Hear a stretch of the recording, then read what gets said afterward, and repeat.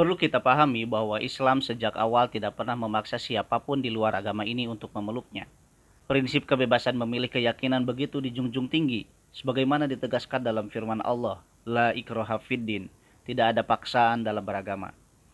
Artinya, keislaman yang sejati hanya lahir dari hati yang rela, pikiran yang sadar, dan pilihan pribadi yang matang.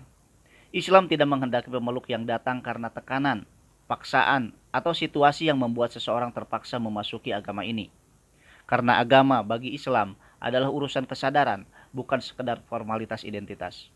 Namun ketika seseorang telah memutuskan untuk masuk Islam, maka ia sekaligus menerima konsekuensi logis dari pilihan tersebut, yaitu berkomitmen menjalankan seluruh ajaran yang diperintahkan dan menjauhi seluruh larangan yang ditetapkan.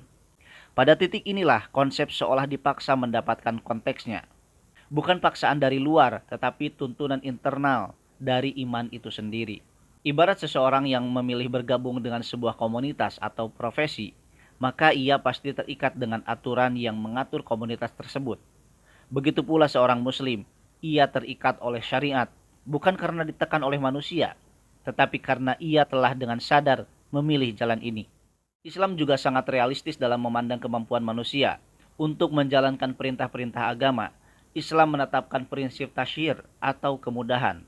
Kewajiban ditunaikan sesuai kadar kemampuan masing-masing, tanpa memaksa melampaui batas kekuatan manusia. Sholat bisa dijama dalam kondisi tertentu. Puasa boleh diganti bila sakit atau dalam perjalanan.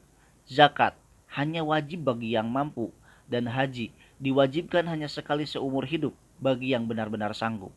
Semua ini menunjukkan bahwa syariat dibangun atas fondasi kemudahan dan kasih sayang.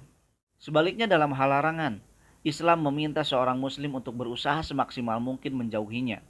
Menghindari larangan bukan hanya tindakan moral, tetapi juga proteksi, perlindungan terhadap diri, akhlak, keluarga, dan masyarakat. Larangan seperti riba, zina, judi, mencuri, menfitnah, dan segala bentuk keburukan lainnya bukan sekedar aturan tanpa makna.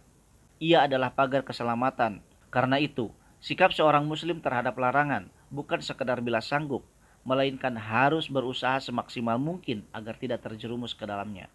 Dengan demikian, Islam menghadirkan keseimbangan yang indah, agama yang tidak memaksa seseorang untuk memasukinya, tetapi tegas dalam mengarahkan mereka yang telah memilih untuk berada di dalamnya.